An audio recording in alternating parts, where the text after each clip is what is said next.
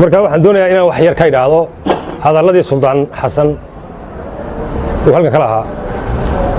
aan gogoldhig uga dhigo gabay yar oo aan halkan ka tirinayo maroodiga calaydh iyo fadhiya webiga coonkiisa cawflaha libaaxii wiili way ka cararaane carraha shabeel baa u tegay oo cajaba kowdhe anda dheragtay oraab sumba ah awdo kama toosa hadday caydo gaarida cusub ee cadarka kaa hayo oy tidhaahda cadkun bay gu yaala waa cajaba kowdhe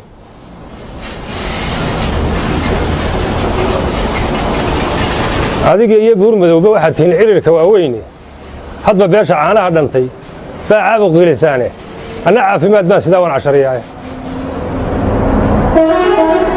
xasanow hadalku wuu kaa qaldamay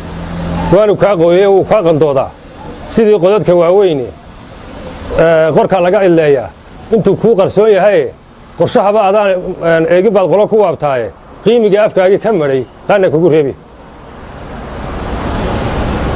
annaga iska daayo intaas waa gogoldhigii gabayga annaga iska daayo riyaha islaamka ama riyaha caalamka jooga ama riyaha Soomaaliya jooga og in Somaliland qarankii la odhan jiray sida salliga intaa u laalaabteen qol ku soo xidheen oo afduubteen 7 sanadood ee kulmiya joogay iyo tan imaka uu ku fadhiistay Muuse Saamriye ee xaaranta uu ku yimiba inta baabisan qarankii iyo wixii lagu heshiiyay loo soo halgamay iyo constitutionkii waxay ku heshiinay inaad guri ku xidheen oo jeegaanlaan kala soo baxdeen dabadiina oo aad maanta doonaysaan dalka ku xukuntaan horena ugu xukumayseen cid walba way ogtay riyuna way ogtay annaga iska daayo badhaa taas war ma baahna waayahay aynu taariikhda dib u yar noqono oo taariikhda arday u noqono adduunyada wax badan bay ka dhacday waliba taariikhda islaamiga reer intuu meel ama laba reer ama reer ummadan intuu wixii ay lahayd afduubo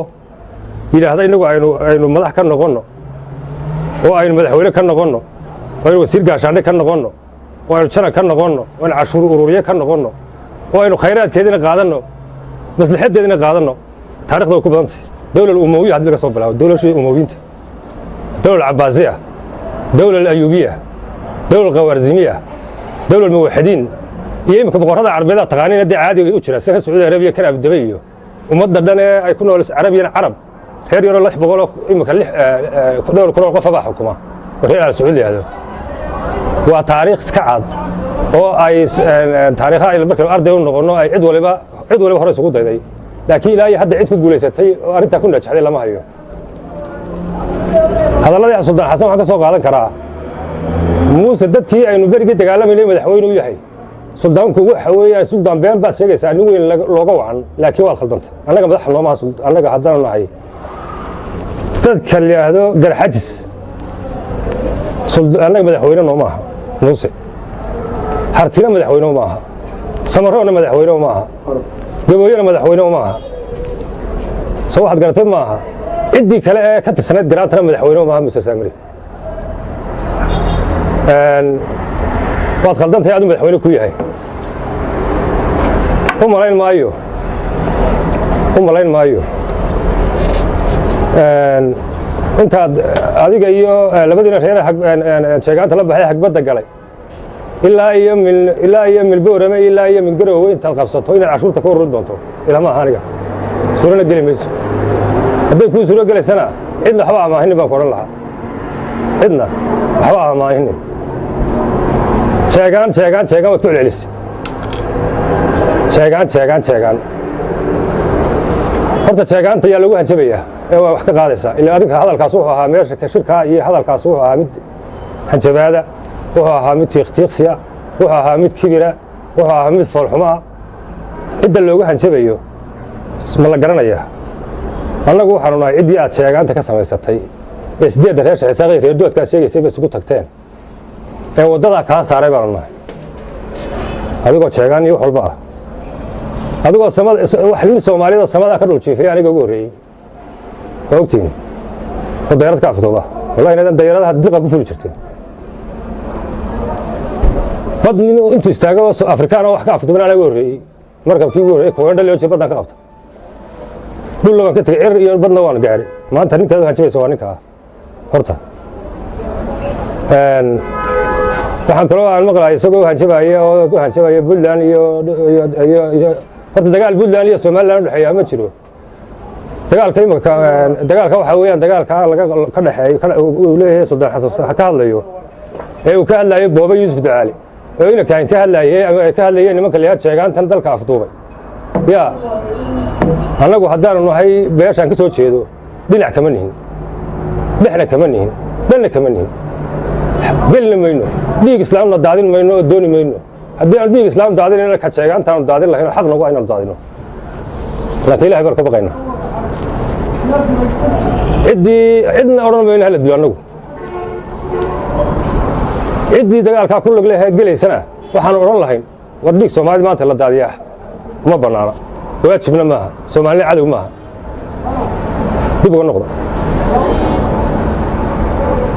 wixii laga tala qaatay waxaan leeyahay gelina dagaalka ilaahay ka baqanaya taasna waa taa markaas Suldaan Xasanow xagga waxaan jabaysaa haddii aad wax ka qaadayso ragga ilaahayna fudhi dega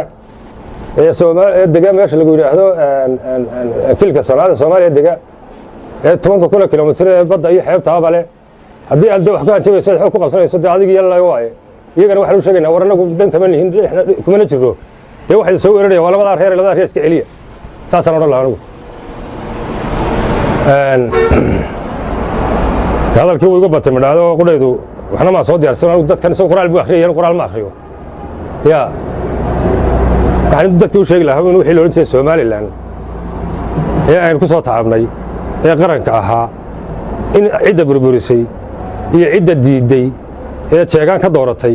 inay tahay cidda imika xukunka ku ordaysa iyo kuwii hore xukunka u hayay ee leh haddaan reer hebel nahay ee ka xisho waay